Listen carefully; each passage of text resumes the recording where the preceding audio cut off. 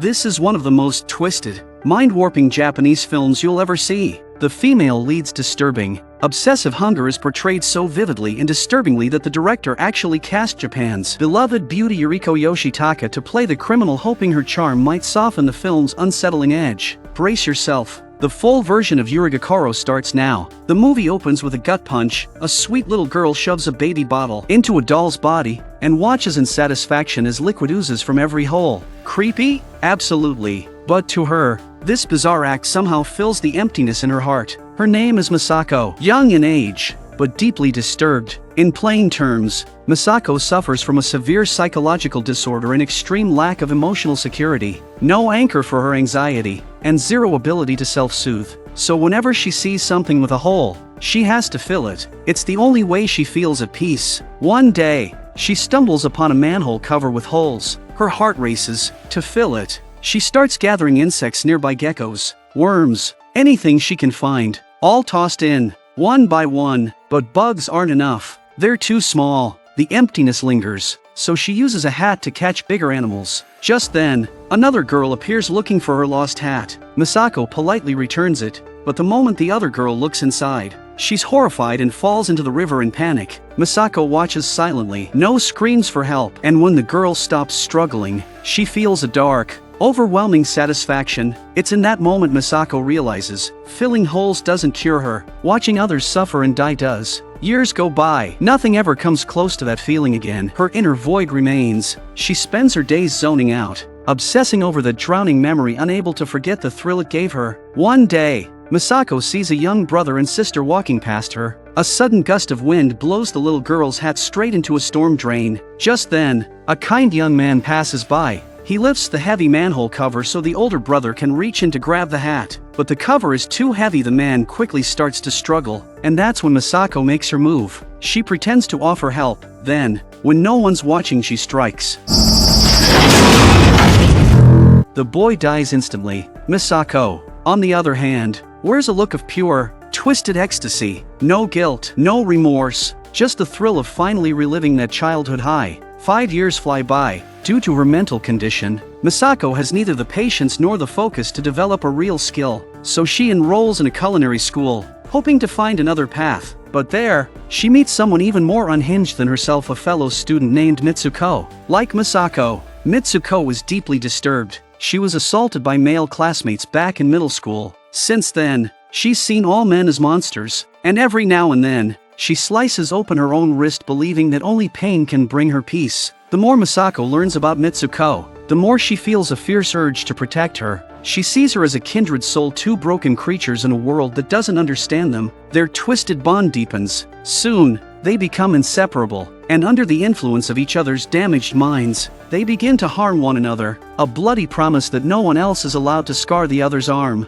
Near their cooking school, there's a ramen shop. Every time they walk past it, the pervy owner harasses them. To protect Mitsuko, Misako does the unthinkable. She lures the man out to a remote location, then kicks him down a tall staircase. He tumbles, flips, and finally dies on the spot. But with weak security and no cameras in the area, no one ever finds out. The girls carried on as if nothing had ever happened, and for a while, they live in their own version of happily ever after. One day during class, Mitsuko suddenly collapses, her legs giving out beneath her. Only then does Misako discover that her so-called best friend has been secretly self-harming behind her back. Mitsuko explains that Misako's cuts were too shallow. They didn't satisfy her anymore, but Misako can't hear a word of it. To her, this feels like betrayal, pure and simple. Without hesitation, she pulls out a fruit knife and slashes deep into Mitsuko's arm with full force. Watching the blood gush out from her best friend, Misako once again feels the twisted rush of satisfaction. This marks the fourth person she's hurt, or worse. After graduating from culinary school, Misako lands a job working in a restaurant kitchen, but her deep-rooted psychological issues make the job unbearable. She can't stand the daily interaction with male coworkers, especially their lingering gazes and sleazy remarks. It's not long before she quits. Alone and emotionally detached, Misako turns to the red light district and becomes an escort. But what she never expected, her very first client turns out to be her former coworker from the kitchen. He was both shocked and thrilled. After all, he'd been drooling over Misako since day one. Now that he has her, he brags to another coworker on the phone. calling her a fake prude and worse. But what he doesn't realize is that behind him, Misako's eyes are already blazing with murderous intent. He brings her back to their old kitchen, planning to finish the deal right there. As he lifts her onto the prep table, the familiar surroundings trigger something dark in Misako's mind. Memories of being harassed flood back. Without hesitation, she grabs a cast iron pan and slams it into his skull. Blood pools around them, but Misako's hands don't stop moving. She calmly cleans up the crime scene with practiced ease until something catches her eye. A lonely figure standing by the riverside. That man will change everything. Misako approaches him slowly and coolly speaks a coded phrase, one used in underground trades. 今何時ですか? 9時15分です. The man seems confused. Clearly, he doesn't know what it means, so Misako spells it out what she really wants. お金がいるんです. And to her surprise, the man simply stands, pulls out some cash, and even offers to treat her to dinner. From that day on, he waits for her at the bridge every single day. He brings food, slips her money, but never once makes a move on her. Over time, Misako starts to feel something she's never felt before, genuine affection. It rattles her, so she tells him straight up, "I can't keep eating for free. Let me at least do something for you." And just like that, the man brings her home. Now here's the twist you didn't see coming. He doesn't ask her for anything sexual. All he wants is for her to help him fall asleep. That's it. Just lie next to him and help him sleep. Misako was confused, but she doesn't ask questions. After several nights of this, she finally blurts out, "Wait, are you, like, not into me or something?"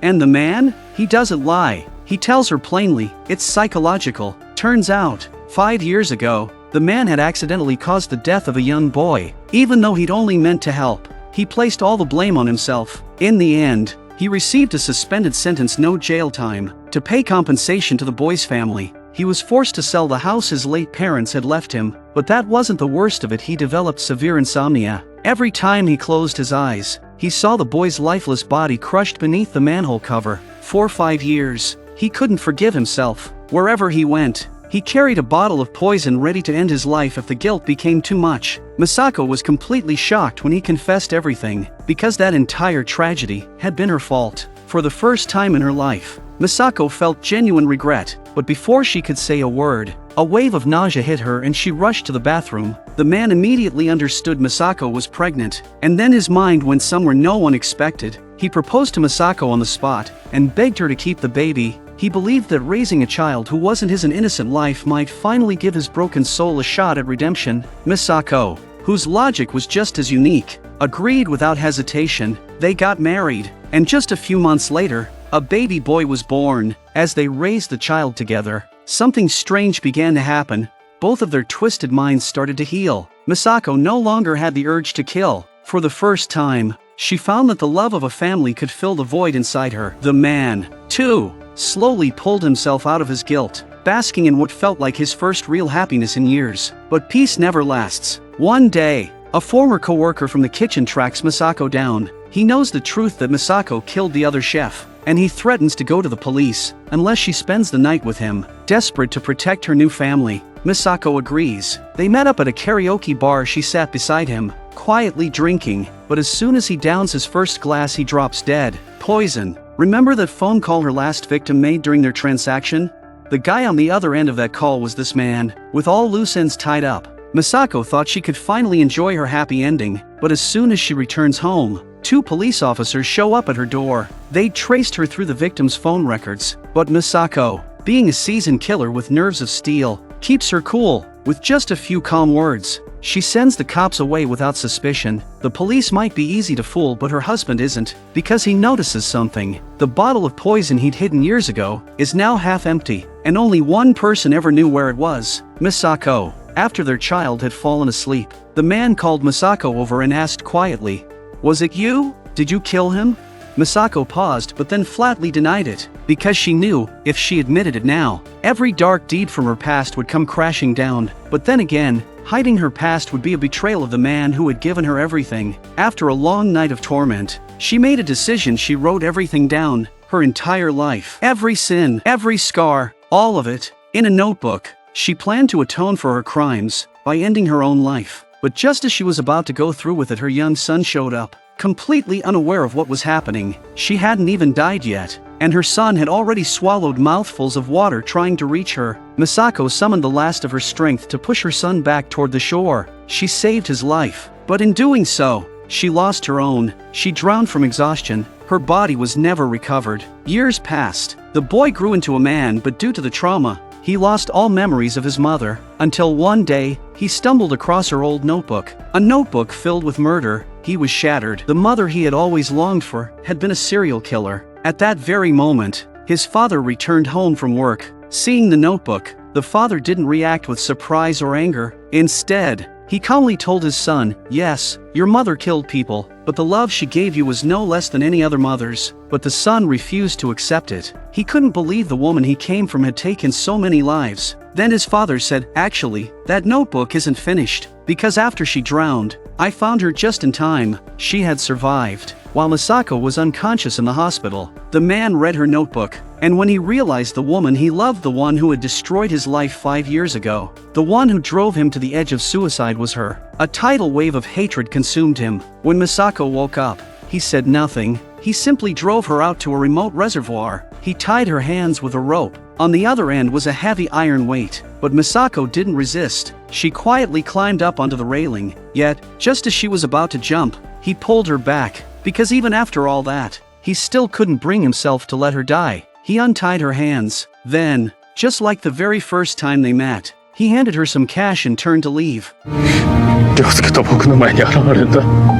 His words were calm, but to Misako, they cut deeper than any blade. He walked away without looking back, and maybe that was the only way he could finally make peace with everything he'd endured. After that, Misako underwent plastic surgery and started a new life as a kitchen worker in a nearby city. There, she met a new friend, Chia, a bright, bubbly girl nearly 20 years younger. What Misako didn't expect, turns out, this sweet girl was actually her son's girlfriend. But Chia had gotten herself into trouble young and reckless. She racked up a mountain of debt from shady loan sharks. To pay it off, she was often dragged into adult film shoots against her will. When Misako found out, she couldn't just stand by. She tracked down her son, lied and said she was Chia's relative, and told him everything. Hearing what had happened, the son was furious. He didn't care about Chia's past, he only wanted revenge. He wanted to kill the bastards who had hurt her. Misako, hearing this, thought to herself, "Killing? I've got that part covered." Before her son could even lift a finger, she hunted down the thugs one by one and wiped them out. She did it for one reason, so her son could live a clean, blood-free life. But then he started to think, only one person knew about his thirst for revenge, his so-called relative. And who else would kill for him? Without hesitation, suspicion grew. When Misako wasn't looking, he grabbed her arm and rolled up her sleeve. A familiar scar left by years of self-harm. It all clicked. The woman in front of him was his mother. He broke down, shouting, "Didn't you say in your diary you'd never kill again? Why are you back just to torture me?" Misako couldn't answer. They sat in silence from night until morning. But as the sun rose, something changed in him. He finally understood. Maybe he'd never know how to judge this woman, but what he did know was that his father had never stopped loving her. So just as Misako was about to turn herself in, 父さんはあと何日持つかわからない。今は中央病院の509号室にいる。 she made one last stop, the hospital. There, she saw her husband one final time. Their eyes met. They smiled. In that moment, they were just two young lovers, finally reunited at last. The film ends.